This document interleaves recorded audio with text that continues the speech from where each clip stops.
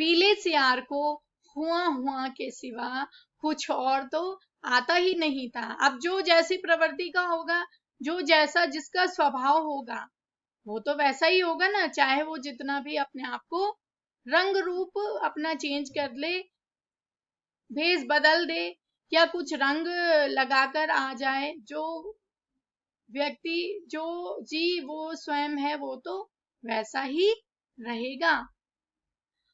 हुआ हुआ चिल्ला दिया। शेष सियार भी हुआ हुआ बोल पड़े। बूढ़े सियार ने आंख के इशारे से शेष सियारों को मना किया और चतुराई से बात को यों कहकर संभाला, भाई कवि जी तो कोरस में गाते हैं, पर कुछ समझे आप लोग कैसे समझ सकते हैं? अरे कवि की बात सबकी समझ में आ जाए तो वह कवि काहे का।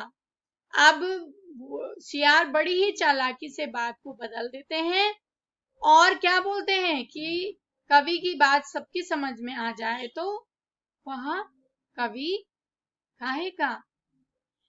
कह रहे हैं कि जैसे स्वर्ग में परमात्मा, वैसे ही पृथ्वी पर भेड़िया। हे भेड़िया जी महान, आप सर्वत्र व्याप्त हैं। यहाँ पर सर्वत्र का अर्थ हुआ सब जगह, सब जगह व्याप्त है अर्थात सब जगह है, सब सर्वशक्तिमान है।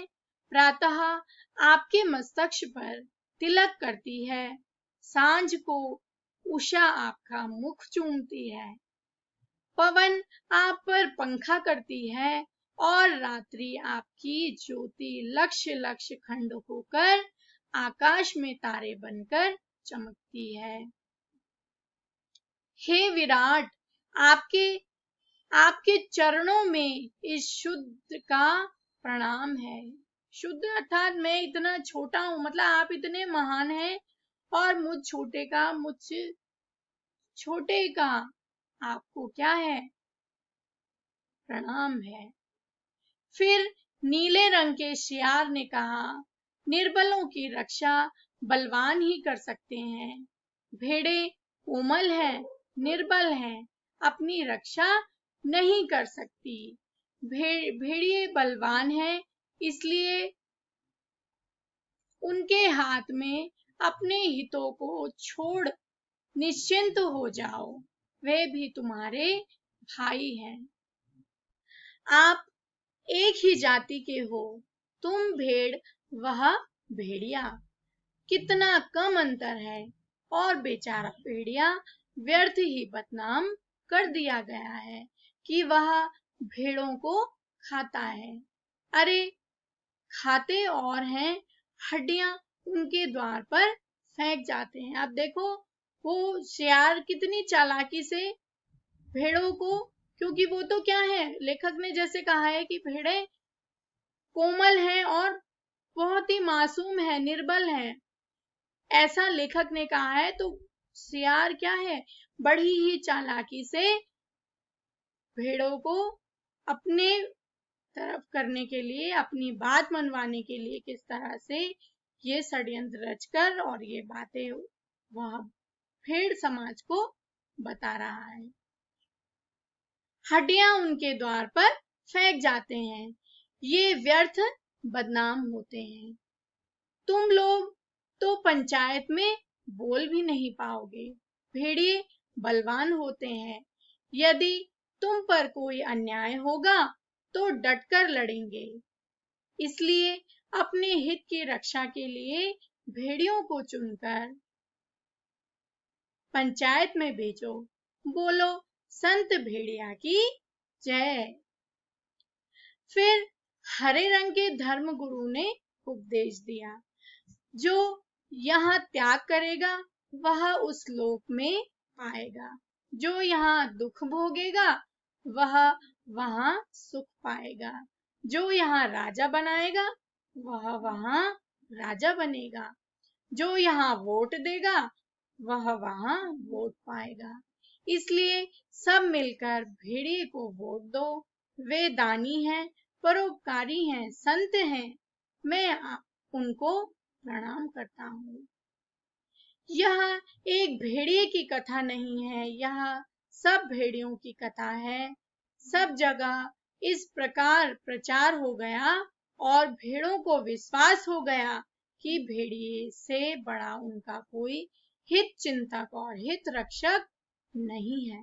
अब जो सियार ने जो योजना बनाई थी वह उस योजना में सफल हुए। जो सियार ने भेड़िए के साथ मिलकर जो योजना बनाई थी वह उस योजना में सफल हुए और उन्होंने भेड़ों को क्या कर लिया, भेड़ों को विश्वास दिला दिया कि जो भेड़िए हैं वो वही उनके क्या है, हित चिंतक हैं और हित रक्षक है, वही उनकी रक्षा कर सकते हैं। और जब पंचायत का चुनाव हुआ तो भेड़ों ने अपनी हित रक्षा के लिए भेड़ियों को चुना। अब जब पंचायत का चुनाव हुआ तो भेड़ों ने क्या किया, भेड़ियों को चुना और पंचायत में भेड़ों के हितों की रक्षा के लिए भेड़िए प्रतिनिधि बनकर गए।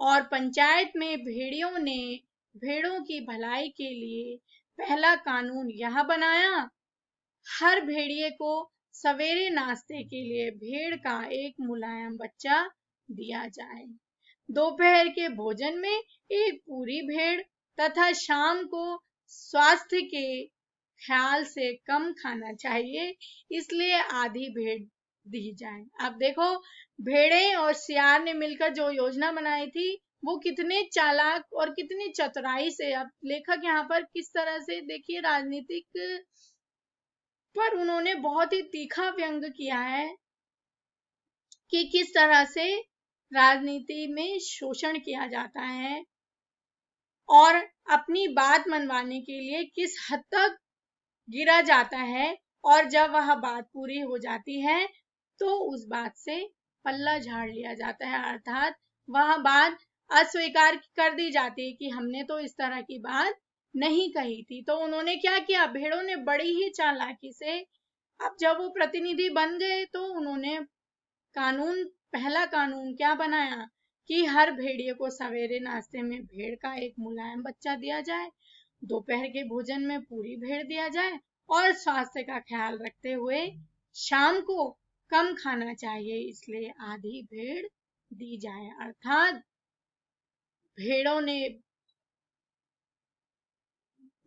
ने भेड़ों की मासूमियत और उनका जो वो कोमल थी और जो वो सीधी थी उनका फायदा उठाया और अपना काम और अपनी बात उन्होंने मनवा ली। तो यहाँ पर हरिशंकर परसाई जी ने बहुत ही तीखा व्यंग किया है जिस तरह से वो राजनीतिक और शोषण पर और सामाजिक भ्रष्टाचार पर इस वो मतलब कहानी लिखते हैं, तो उसी तरह से इन्होंने